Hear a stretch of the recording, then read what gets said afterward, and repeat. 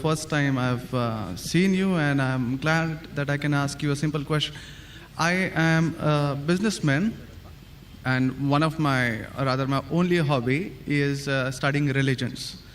So one of them, obviously, being the Quran. So my question is fairly simple. Like, I really liked what you spoke about Aisha. That was a very wonderful thing that you said. So my question is fairly simple. I'll make it very small. But I really hope that I have the opportunity to cross-question you after you answer me on your answer. Thank you. So we see in Muslim, book number 4, number 2127, wherein it says, a part of it that is, he stuck me, Aisha, on the chest, which caused me pain.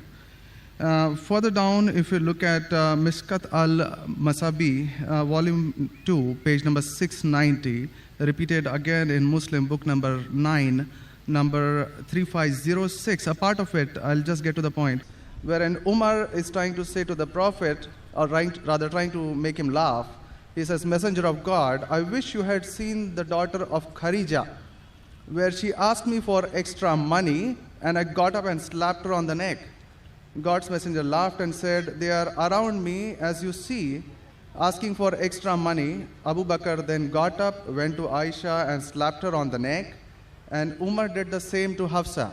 Now we see something of a pattern coming in. Then if we just jump to Quran chapter 4, verse 34, and those wives you fear may be rebellious, admonish, banish them to their couches and beat them.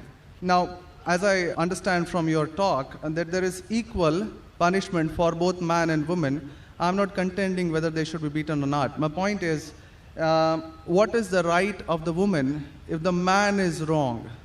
Because he gets to beat her up. Brother asked a very good question, and I give you the right to cross-question me after the answer. It is granted. The brother quoted hadith of Sahih Muslim and Mishkat al-Masabi.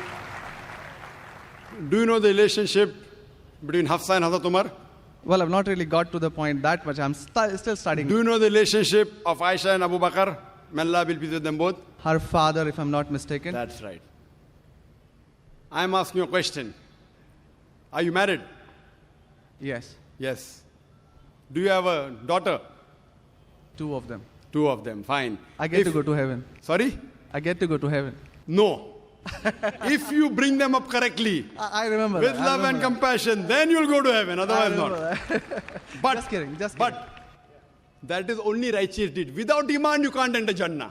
So for you to go to heaven, besides upbringing your 2 daughters correctly, you have to follow the laws of the Quran and the Sahih Hadith and be a believer. I understand. That we'll discuss after answer to you. I understand. After answer, inshallah. I'm asking a simple question. Suppose your daughter, if she wants to jump from a 10-story building, what will you do? I'll stop her. Is she adamant? What will you do? Point, yeah. You get the point, very good. If she wants to jump, no, I want to go. I want to fly like Superman. Dad, you are preventing me from being a Superman. What will you do? Well, I'll stop her, obviously. Will you slap her or not? If required. She says, no, I want to jump. What will you do? Well, I can ask it the other way around. What I'm if asking, my wife brother. sees... I'm asking. If she wants to jump from the 10-story. I will hit her. If required. Not normally. You will say, Arey beti, jaan do na, Superman mat bano. Nahi banne ka abba. Jump marne ka hai. Ab dekho kaisa udti hu main. I want to fly. One flap. A father is cruel to be kind. Yes. Now, our beloved Prophet Muhammad said, anyone who does not love Allah and His Messenger more than his own life, he is not a Muslim. Anyone who does not love Allah and His Messenger more than his own life, he is not a Muslim. So there are many occasions what happened that sometimes they were disrespectful to the husband. Not a normal husband, Prophet Muhammad sallallahu alaihi wasallam. There were many occasions, not one occasion. There are many occasions, Hazrat Umar, may Allah be pleased with him, and Hazrat Abu Bakr, may Allah be pleased with him. When they came to know that one of the wives has caused pain to the Prophet, they were the father-in-law of the Prophet. But they loved the Prophet not only more than their daughter, they loved the Prophet more than their own life. There are many occasions. Which occasion you are referring to, I don't know. There were occasions when they came to know that my daughter has caused pain Prophet of Allah, how dare she does it? They being father, they have the right to slap. Not you and me. For us, they are the Ummahatul Mu'mineen. They are the mothers of the believers. But yet, they were human beings. Even the wives of the Prophet. Though they were wives of the Prophet, they are the best examples, yet they were human beings and they did make mistakes. Like the ayah recited by the Qari, Surah Nisa chapter 4, 32. They want equal rights. There was in Surah Azab chapter 33, where the wives of the Prophet tell the Prophet, why don't you give us the luxury of this world? They objected, why are we undergoing such a life of poverty? So Allah sends a revelation. If you want this world, I will grant it to you, but you will not get Jannah. The verse of the Quran says, I will free you. That means, if you want, I will let you go free. Divorce, not that he divorced. And you can get the luxury of this world, but you won't get heaven in the hereafter. And the wives of the Prophet, they repented and they asked for forgiveness and Allah forgave them. So here also it's in context. And going against the Prophet is more bad than jumping from top. Jumping from top, your daughter will kill herself, that's it. Correct? But going against the Prophet is more bad. Did you get the answer? Sir, but my question still stands. I understood your point. I haven't completed my answer. Okay, you asked the question, no problem. My question is pretty simple. I haven't completed my answer yet, brother. All right. Because I know your question was in two parts. Then you quoted the verse of the Quran, Surah Nisa, chapter 4, verse 34. Yeah. And said about wife beating. I want to complete that before you answer. Otherwise, you said Zakir answered half. I only answered one part of your question regarding hadith. The second part is of Surah Nisa, chapter 4, verse number 34. Exactly after the verse that was recited by the Qari. After verse which says, Ar-Rijalu Qawwamuna 'ala an-Nisa, that the men are the protectors of the women. The verse says that if they're disobedient, then don't talk to her. After that, don't share the bed. Then the Arabic word is daraba, means beat her lightly. The Arabic word is beat her lightly, daraba. Ibn Abbas, may Allah be pleased with him, said, when you beat your wife, you should not beat on the face. Point number one. Point number two, when you beat your wife, there should be no mark left on her body. And he gave an example, beating with a miswak. Miswak is toothbrush. In modern way, I will say beating with a handkerchief. Handkerchief. Now, if you beat your wife with a handkerchief, it is symbolic. It is not wife bashing. Wife bashing is not allowed in Islam. Wife bashing means one shot on the face. Hit so hard so that the mark remains. She'll remember you for the next 1 week or 2 weeks. In Islam, wife bashing is prohibited. It is daraba, means beat her lightly. That means first you tell her she's wrong. You admonish her. Don't share the bed with her. Ultimatum. Last warning. Beat her lightly. Now, what I said, for any crime committed, the punishment is same. Punishment is same. Beating lightly is not a punishment, it is a warning. Can you do the opposite? Can the daughter hit the father? What if your daughter slaps you? Will you like it? No. Why? Equality. Let me complete my answer. You talk about equality. If your daughter slaps you, will you like it? No. No. There may be occasion when you get lunatic, when you become very old, and if you want to jump and then she slaps you, I will agree with her, correct? Though you said, no, I'm agreeing with you. I understand. I'm helping you. You understand, but you don't understand me. No, I do. I'm helping you. Okay. If you grow up and you become a lunatic, you become senile, you want to jump from the 10th story, your daughter says, Abba, mat karo, don't do, father. She may have to slap you. She's doing in good faith. Accept it. Right? Now here, where a husband is giving a warning to the wife, if the wife does the same, what will the retaliation be? Imagine, suppose there's a massive person, bodybuilder comes and acts macho with you. If a small man comes, maybe you'll hit him. A macho person, Arnold Schwarzenegger, comes and tells you something. Will you hit him? Will you hit him? No. Though you may have a lot of guts, but Arnold Schwarzenegger, no. Why? Similarly, since Allah says in the previous verse, man has been given more strength than the woman. So a physical warning, a symbolic warning, a man can give to a woman can't give to a man. A woman can't. There are other things. There are other things she can do. Such as? Such as, for example, if she has to cook food in the house, it's the duty of the husband to get market. She can refuse to cook. If you don't get market, I will not cook. She can object. Very well. She can object saying, I will not cook. It's an objection on her part. If, for example, he's not offering salah is important, she can object nicely, with love and affection. My dear husband, please offer salah. Then she may get a little bit angry also, no problem. Getting angry with husband is not allowed, unless it's for the sake of Allah and His Rasul. But not physical. She can't get physical. If she gets physical, there will be retaliation. It will never work.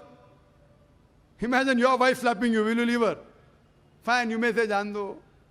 So, what do you realize? This is a symbolic beating. What the Western media has done, they portray as though it is wife bashing. Where is wife bashing? You know the hadith also. So, because of that, Islam is the best way of life. It shows you how to lead life with your wives also. Hope that answers the question. If you have any counter question, you're most welcome, brother. Yes, actually 2 points on that. Primarily, the first thing that is said is a daraba, which means basically tapping.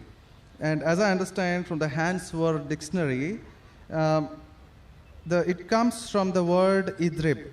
And now, if you look at it, the Arabic word is used in 2 ways. One, to strike up a poem, the word idrib, from which the word darwa is taken out. The first is to strike up a poem, and the second, which is used 12 times in the Quran, is a physical action of striking. Strike off? Strike up a poem, or strike up a poem. Strike up a poem, metaphorically. Second part is the physical action of striking. It's used again in Surah 8:12, wherein it about an angel strike off their heads, strike off the very tips of their fingers. The same word is used. So how can the same word be interpreted there as lightly, but here as very good question. The second part. Very good question.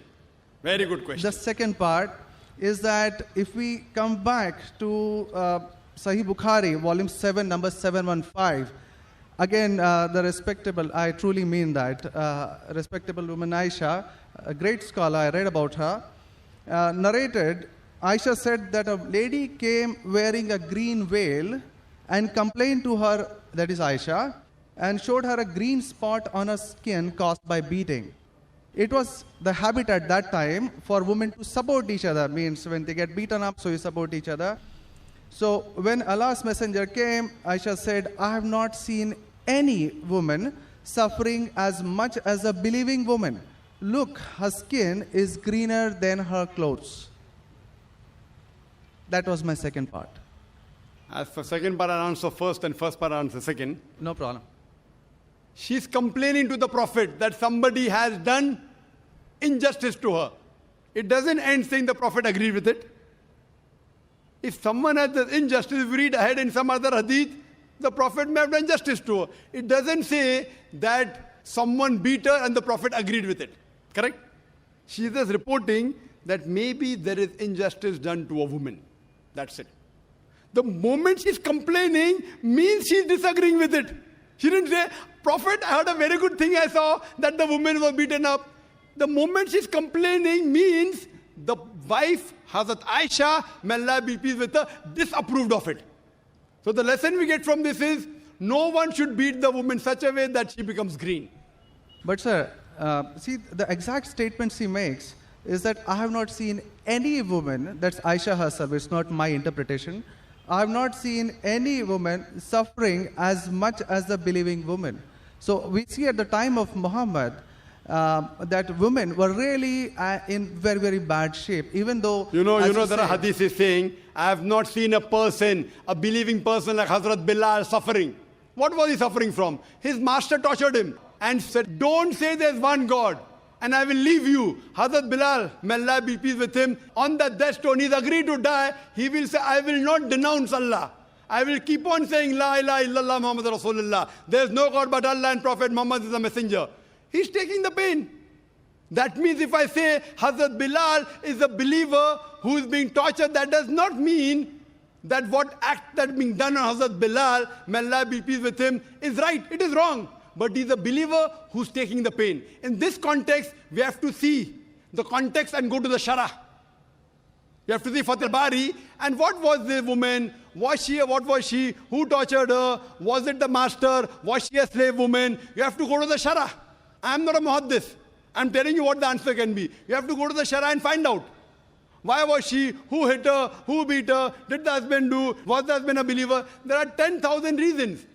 But Just sir, because, excuse me, in Mishkat al-Masabi, Brother Shekhar, volume 2. Brother Shekhar, Yes. what I would like you to do, there are so many people waiting at all the mics.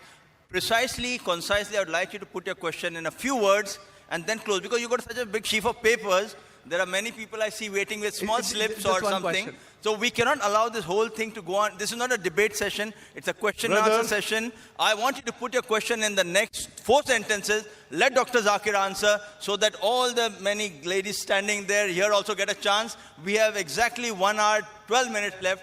We have occupied 20 minutes already. brother, initially you asked 2 questions answered. You said, I want a counter. What counter you gave? In the counter, you're asking 1 more question. I don't mind answering your 100 questions, but in this rule, 1 question at a time, go behind the queue, no problem. You asked 2 questions, give the answer. You said, I want a counter question. With the counter question, you're asking 1 more question. So, I'm very kind, I don't mind. I would love. After finishing, you can come in the cabin.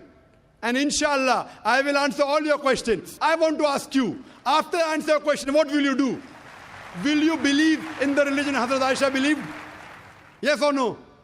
I yet have to answer your counter question. Well, it's not just this one point. There are many, many more. I'll answer inshallah all. How many are there? 10, 20, 50, 100? How many? Well, we can sit on that. How many approximately? Well, there are many more. I have not How really many? counted them. 10, 20, 100, 1,000, 10,000? How many do you have now in your mind? Well, I do have. How many? 10, 20, 30? How many? Yeah, probably quite a few. Maybe, Quite a few is how much? 5 or 10? Approximately. I don't know, maybe 100 questions. 100 questions we have? Brother, after this session is over, we sit together. Okay? Write down all the 100 questions. Inshallah. Inshallah. I will try and answer everyone. Okay? I request you, we'll spend the full night together. I don't mind, because you're a seeker of truth. And I'm also a seeker of truth, and my job is to try and clarify the truth. Not that I'm a scholar. I will try and answer all the 100 questions. But I doubt whether you'll be able to write 100 questions. I doubt. Coming to your main counter question, brother. That will be basic counter question. Counter question of yours is that daraba has got 2 meanings. One is strike off the head. You ask me then, how do you come to know which is correct? Correct? Exactly. In the counter question, don't ask 1 more question. That means you're breaking the rule. Sir, I'm just refuting what you said. Not refuting. See, you asked a counter question.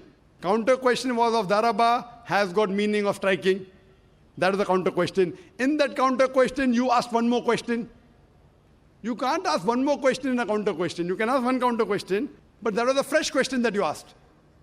Now coming to your question of daraba. You said striking, I agree with you.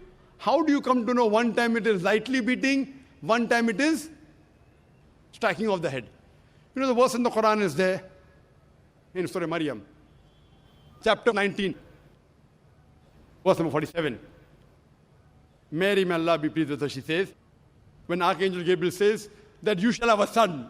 So she says, how shall I have a son when no man has touched me?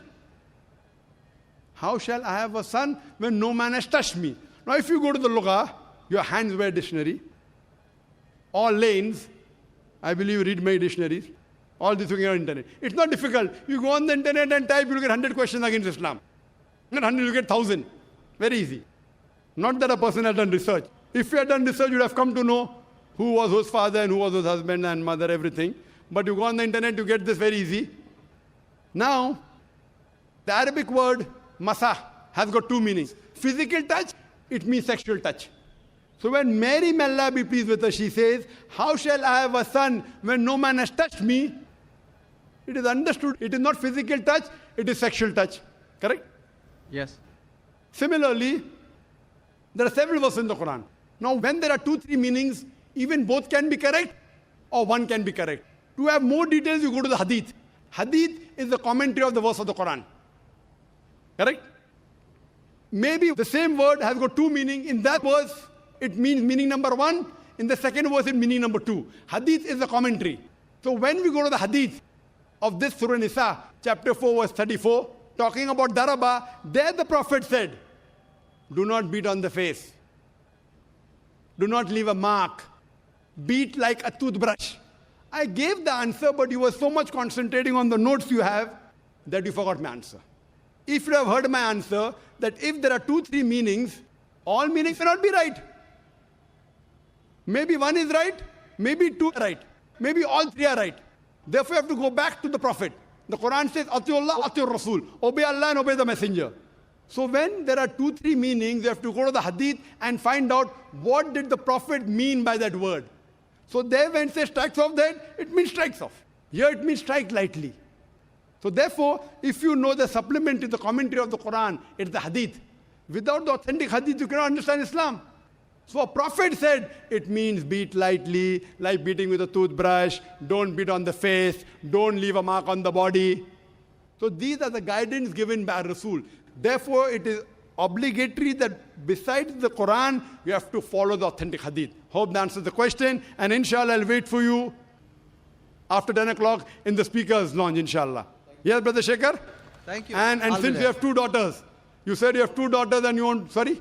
And one son. The son, there's no hadith saying the son will take you to Jannah here. Yeah. If he becomes the pious son, and if he prays for you, inshallah, he will be a path to Jannah. What I want to see to it that besides good deeds, you even have faith. Faith is one of the important criteria to go to Jannah. And since you have an urge to go to Jannah, to paradise, inshallah, I pray to Allah subhanahu wa ta'ala, may He make me the zariyah, the pathway to take you to Jannah, inshallah.